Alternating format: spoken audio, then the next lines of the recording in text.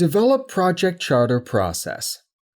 Develop Project Charter Process, as it can be understood from its name, aims to produce the project charter.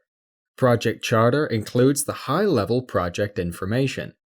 Develop Project Charter Process is the first part of integration management, because in order to authorize a project officially, the project charter must be produced. Project Charter can be considered as the corporate identity of the project in an organization. We will see what a sample project charter contains during this lecture. Since the project charter authorizes the project in an organization, it provides authority to the project manager. Once a project is decided to be initiated, project sponsor is accountable for the creation of the project charter, and project manager is assigned to a project as early as possible. Once project charter is produced, this authorizes the project in the organization and gives authority to the project manager to manage and coordinate project activities. Output of the process is project charter. Main purpose of the Develop Project Charter process is gathering relevant information about the project and producing project charter respectively. During the rest of this lecture, we will go over a sample project charter. We will use our sample project, the Golden Gate Bridge construction project. We will list all major information about a project that can be included in the project charter. Note that information we will give here are just for example and may not depict the real reasons or information about the project. The first thing that should appear in the project charter is the project title and description. Project title and description should give a very brief information about the project. Golden Gate Bridge is the title of this project. For the description, the following can be written. Population of San Francisco is increasing, and transportation need between two sides of the city increases in proportion. Sea transportation cannot suffice for the need over the recent years. This project will ease the transportation of vehicles between two sides of the city. Project manager of the project and his authority must be declared in the project charter. For the Golden Gate Bridge project, John Weiner has been assigned as the project manager. John Weiner will be the project manager of this project, and he has the authority to determine budget, select team members, and approve or reject changes to the project. Note that there may be several responsibilities of the project manager. At this part, only high-level information about what the project manager can do with his initiative must be listed. Business case, that is the reason for the initiation of the project, is written in the project charter. Business case of the project describes why is the project done and what was the case that caused this project to be initiated. For instance, the Golden Gate Bridge project is being done in order to solve the transportation problem of San Francisco between two sides. After the project completion, 80% of the vehicle transportation is expected to be done over the bridge, which will solve the transportation problem. While this is a business case, there might be several cases for the initiation of the project, and business cases of a project must be included in the project charter. Resource requirements of a project are planned during planning phase of the project, and final project team is acquired during project execution. However, high-level resource estimation might be included in the project charter, and if there are already assigned resources to the project, these are listed in the charter as well. For instance, architects of the project are Gilbert Roberts and William Brown. Head construction engineer is Henry Chor. Other resources will be determined by the project manager. Stakeholders of a project are people or groups who may be affected positively or negatively from the outcomes of the project. Stakeholder management is a very critical activity in a project. Expectations and requirements of the stakeholders must be managed properly throughout the project. especially powerful and influencing stakeholders must be managed closely. Stakeholders of the project are identified during initiation. However, as long as new stakeholders are identified in the next phases of the project, the stakeholder list and stakeholder management strategy of the project must be updated. Some sample stakeholders of the Golden Gate Bridge project can be Government. Since this is a major project affecting the whole country, progress and outcomes of the project may affect the government. For instance, if a few construction engineers die during construction, government may be criticized for the security preventions of the project, and this might affect their political power over the citizens. Residents who are residing close to the bridge area. Residents might be affected during construction because of the noise and pollution, etc. And after the project, their properties might gain additional value since they are close to the bridge. Or tenants might start to pay higher rental fees since value of the properties increased. Project team is by default a stakeholder of a project, because they are the performer of the project activities. Therefore, they will be directly affected from the outcomes of the project. There can be several other stakeholders. We have just listed some stakeholders for the project. Stakeholder requirements must be listed in the project charter. Note that there might be competing requirements of different stakeholders. In that case, conflicts must be resolved and agreed requirements must be taken into account. For instance, one stakeholder might require 8 lanes in total in the project, while another stakeholder asks for 6 lanes and additional lanes for pedestrians and bicycles. Since these two requirements cannot be implemented at the same time, it must be discussed and final requirement must be written. Sample stakeholder requirements can be: the bridge will have 3 + 3 lanes and in total 6 lanes.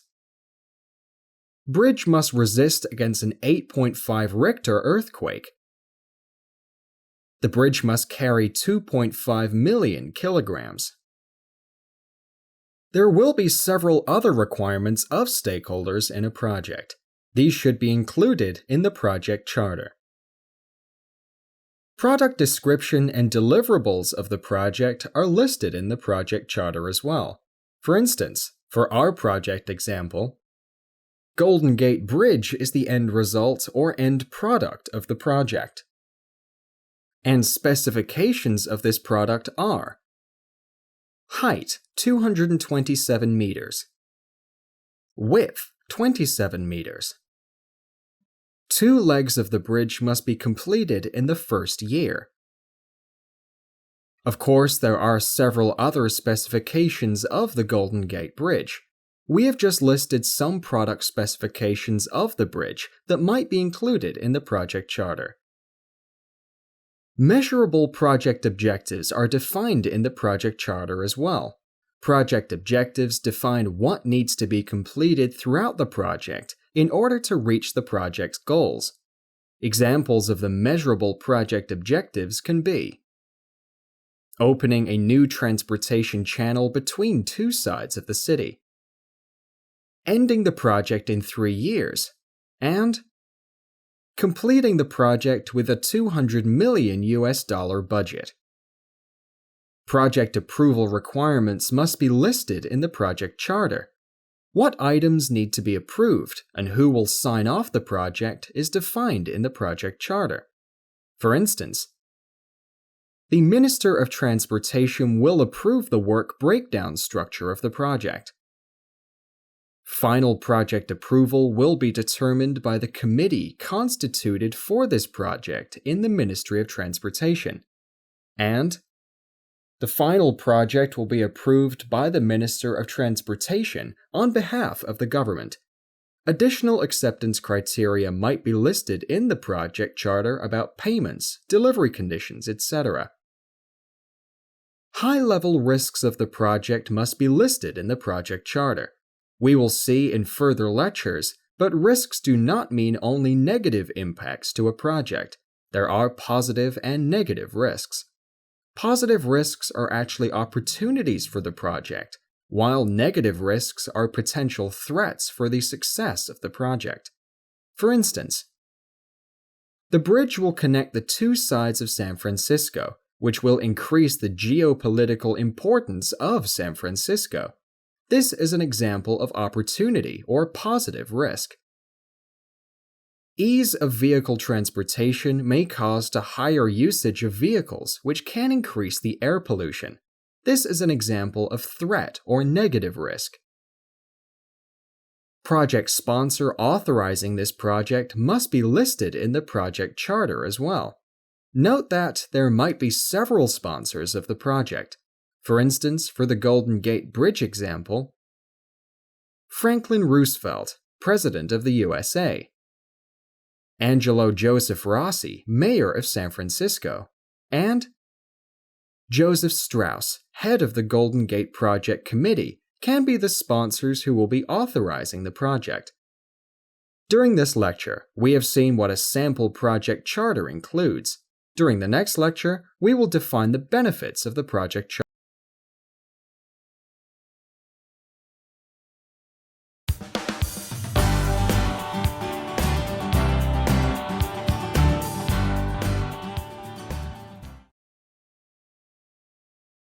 Benefits of the project charter. We have seen what a project charter includes over our Golden Gate Bridge construction project example. During this lecture, we will go over the benefits of the project charter. Without a project charter, the project manager cannot be successful, because the project charter defines the fences of a project. It includes business case, major stakeholders, what are the acceptance criteria, high-level risks, product specification, etc. This information plays a vital role in the beginning of planning phase. Project charter may be prepared by the project manager, but must be published by the sponsor. Since the project manager is assigned as early as possible in a project, the project manager might prepare the project stakeholder in a project. But creation of the project charter is under the accountability of the project sponsor. But in the real world, project sponsor are very high-level people like executive directors, vice presidents, CEOs, etc. Therefore, preparation and administration of project stakeholder might be done by the project manager. However, sponsor must publish once the charter is finalized. Project charter is broad enough, therefore there is no need to change during execution. As we have gone through, project charter includes very high-level information about the project.